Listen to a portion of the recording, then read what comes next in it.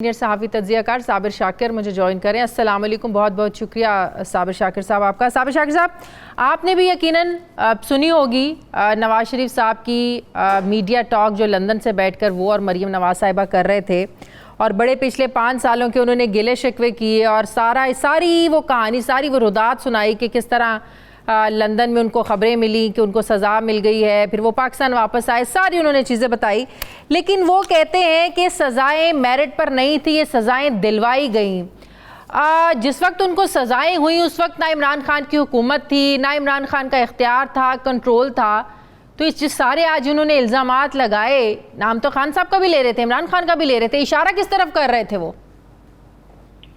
इशारा उनका बिल्कुल बड़ा वाज़ेह है जी।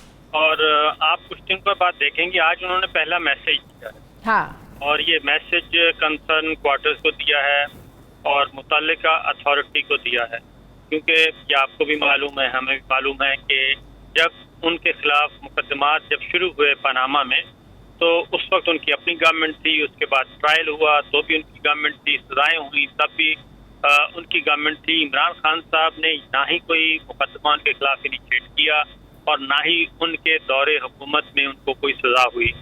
तो इसलिए उनका बड़ा मैसेज लाउड एंड क्लियर था, जिसको था उन तक मेरा ख्याल पहुंच गया है। लेकिन ये पहला मैसेज है।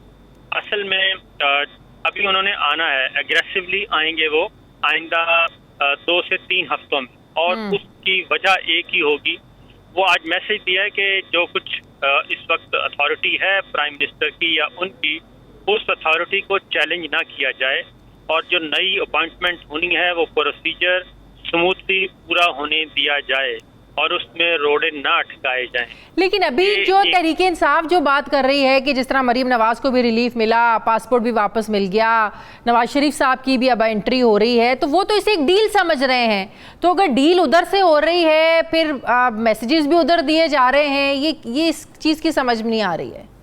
नवाज शरीफ साहब को इस बात का खदशा मौजूद है कि अभी भी, बल्कि वो कहते हैं कि अभी भी उनके साथ भी स्पॉट फिक्सिंग की जा रही है और कहीं ना कहीं दूसरे प्लेयर्स को भी के साथ भी इंटैक्ट हैं। तो इसलिए उन्होंने ये मैसेज दिया है कि मेरे साथ जो मामला तय हुए हैं उसको पूरा किया जाए और उनको मंतवी अंजाम तक पहुंचाया जाए, क्योंकि अब तक ये स्टेप्स पूरे हो गए हैं। अब अगला स्टेप क्या है, जो टाइमलाइन है उसमें है कि नवाज शरीफ साहब की डिस्क्वालिफिकेशन का खात्मा, उनकी सजाओं का खात्मा, नवाज शरीफ साहब की वापसी, और इसी दौरान अपॉइंटमेंट होनी है जो इम्पोर्टेंट। वो एक सेंटर पॉइंट वही है जिसके इर्द गिर्द पाकिस्तान की सारी पॉलिटिक्स घूम रही है।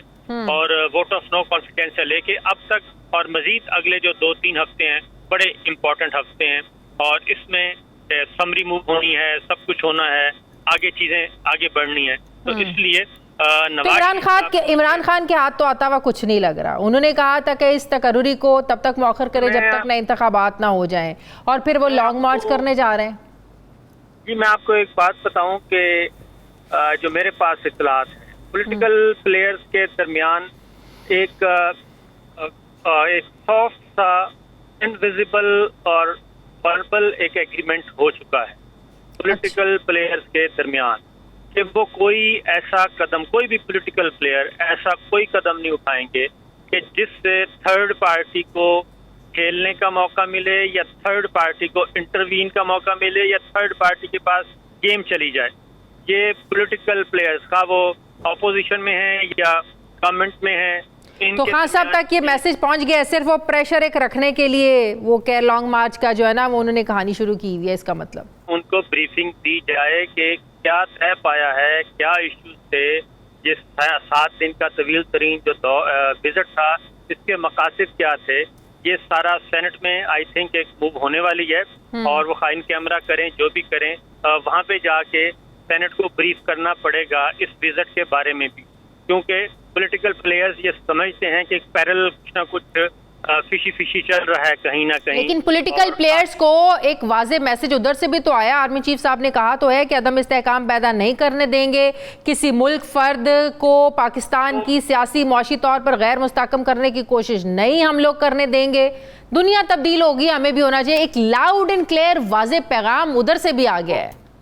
वो मैसेज बस ऐसे ही है और अब मैसेज उसका नहीं है, क्योंकि चेंज ऑफ कमांड का प्रोसेस शुरू हो चुका है और वो होने वाला है।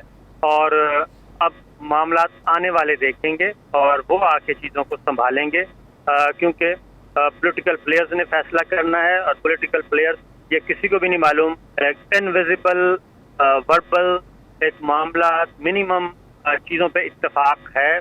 और ये जो नई अपॉइंटमेंट है इसको स्मूथ होने दिया जाएगा और इसमें पॉलिटिकल प्लेयर्स कोई ऐसा काम नहीं करेंगे कि जिससे इमरान खान साहब तक ये पैगाम पहुंचाया गया है या उनकी पार्टी के कुछ लोगों के साथ ये सारी जो है ना वो सेटिंग हुई है, ये बातचीत हुई है, डील हुई है ये सारी? इमरान खान साहब की एक कमेटी बनी हुई है, परवेज खटक साहब हैं उसके, शाह महमूद कुरैशी साहब हैं, वो भी पॉलिटिकल प्लेयर्स आपस में राब्ते में हैं। और ख़ास तौर पे प्रेसिडेंसी जो है वो, क्योंकि इशू इस वक्त ये बन रहा है कि जो prime minister office, prime minister house की जो रिकॉर्डिंग, बगिंग और सिक्योर टेलीफोन लाइंस जो हैं उनकी जासूसी, ये सारी चीज़ें इस वक्त मार्केट में अवेलेबल हैं।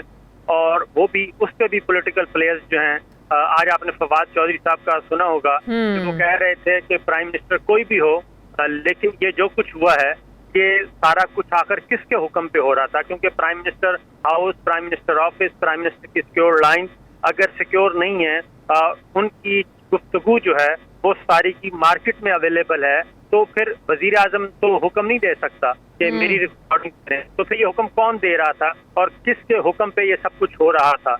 ये चीजें जो हैं ये बड़ी अलार्मिंग हैं, क्योंकि दोनों, कभी इमरान खान की एक प्राइम मिनिस्टर की आ जाती है, कभी दूसरे प्राइम मिनिस्टर की आ जाती है। बिल्कुल। तो पॉलिटिकल प्लेयर्स ये समझते हैं कि एक बार फिर ऐसा माहौल पैदा किया जा रहा है कि एक दूसरे के खिलाफ इस हद तक आगे बढ़े कि कोई इमरजेंसी प्लस, क्योंकि नवंबर आगे आ रहा है और नवंबर 2000। तो इसका मतलब है कि पॉलिटिकल प्लेयर्स के दरमियान इस हद तक इत्तेफाक हुआ है कि वो ऐसा इकदाम नहीं उठाएंगे कि तीसरी कुव्वत आ जाए, लेकिन खान साहब असम्बली से बाहर ही खेलते रहेंगे, असम्बली के अंदर नहीं जाएंगे। बिल्कुल। ये आप देखें कि ज़िमनी इलेक्शन के लिए इन्होंने अब कहा है कि जी 90 दिन के लिए मुलतवी कर दें।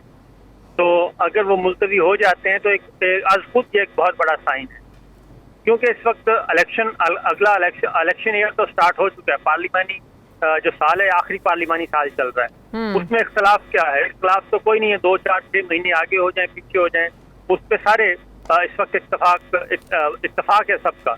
और सबको मालूम है कि नेक्स्ट ईयर ये आखिरी पार्लिमानी साल के भी 3 महीने गुजर चुके हैं। प्रेसिडेंट ने खिताब करना, अगस्त से पार्लिमानी साल शुरू होता है, तो अगस्त में खत्म होना है। अच्छा साबिर, क्या ये बात दुरुस्त है कि मुश्तरका इजलास से जो खिताब किया आरिफ अलवी साहब ने, इमरान खान साहब, तहरीक इंसाफ ने उनको मना इसलिए भी किया था कि खिताब ना हो सके, न वो खिताब नहीं होगा, नया पार्लिमानी साल नहीं शुरू होगा, इस हुकूमत को जो है वो बड़ा टफ टाइम मिलेगा। फिर वो ये चाह रहे थे कि उनकी लिखी हुई तकरीर ना करें, अपनी लिखी हुई तकरीर करें।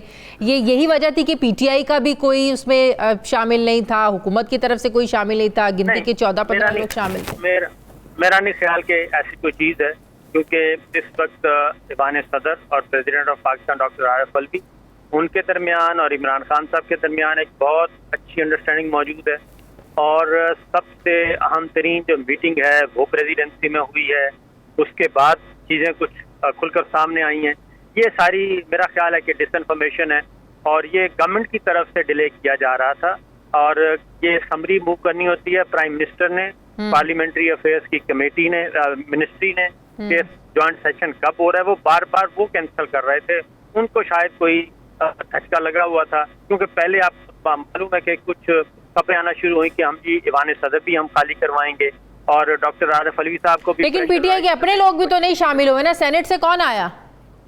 जी वो इसलिए उसका अगर जाते तो बहुत अच्छा था, उसमें कोई शुबा नहीं है, जाना चाहिए था, लेकिन वो इसलिए नहीं गए कि उन्होंने कहा जी कौमी असम्बली से हमने इस्तीफे दिए हुए हैं, अगर जाते तो बहुत अच्छा होता, इसमें कोई शुबा नहीं है। ये आई थिंक इनका फैसला दुरुस्त नहीं था कि हम नहीं जाएंगे।